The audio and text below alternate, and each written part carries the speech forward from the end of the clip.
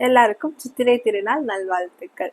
முக்கணிகள் அப்படின்னு சொல்லப்படுற மா, பலா, வாழை இந்த மூணும் இந்த சித்திரை கணிக்கு நம்ம கடவுளுக்கு படைக்கிறோம். ஏன்னு யோசிச்சிருக்கீங்களா? சித்திரை மாதத்துல இருந்து தான் நம்மளோட வருட கணக்கு ஸ்டார்ட் ஆகுது. ஸோ சித்திரை மாதத்துல இருந்து வரப்போற மாதங்கள் எல்லாத்துலயும் இருக்கிற சீசனல் ஃப்ரூட்ஸ் அண்ட் வெஜிடபிள்ஸை கரெக்டாக நம்ம எடுத்துக்கணும் அப்படிங்கிறத இன்சிஸ்ட் பண்றதுக்காக தான் இந்த மெத்தட் நம்ம லைஃப் ஸ்டைல இன்கார்பரேட் பண்ணியிருக்காங்க. இப்போ நிறைய பேர் வந்து மா, பலா ரெண்டுமே பாடி ஹீட் அதிகம் பண்ணுது அப்படிங்கிற ரீசன்னால எடுத்துக்கிறது இல்லை. அப்படி கிடையாது.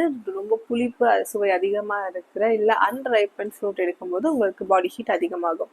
அதே சமயம் நல்லா ஸ்வீட்டாக இருக்கிற ரைப்பன் ஃப்ரூட் எடுக்கும்போது உங்களுக்கு அது பாடி ஹீட்டை இன்க்ரீஸ் பண்ணாது.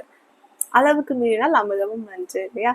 ஸோ எல்லாமே அளவாக எடுக்கணும். நம்ம வந்து டேஸ்ட்டாக இருக்குங்கிறனால அளவுக்கு அதிகமாக எடுத்துட்டோம். அதனால இப்போ வயிற்று பொறுமல், வயிற்றுப்போக்கு, அந்த மேங்கோனால உங்களுக்கு டைஜஷன் இஷ்யூஸ் வருது அப்படின்னா ஒரு டம்ளர் சுக்கு தண்ணி வந்து குடிக்கலாம். அப்படி இல்லைன்னா ஒரு டம்ளர் சீரக தண்ணியில் ஒரு பிஞ்ச் கல்லுப்பு போட்டு குடிக்கலாம். அதே வந்து ஜாக் ஃப்ரூட் அதிகமாக சாப்பிட்றதுனால உங்களுக்கு டைஜஷன் இஷ்யூஸ் வருது அப்படின்னா அதுக்கு பலாப்பழ விதை இருக்கு இல்லையா, அதை வந்து நெருப்பில் சுட்டு கிரில் பண்ணி அதை வந்து சாப்பிட்லாம். இதனால உங்களுக்கு இந்த 2 நாளையும் வர டைஜஷன் இஷ்யூஸ் வந்து ஸ்டாப் ஆகும். தேங்க்யூ.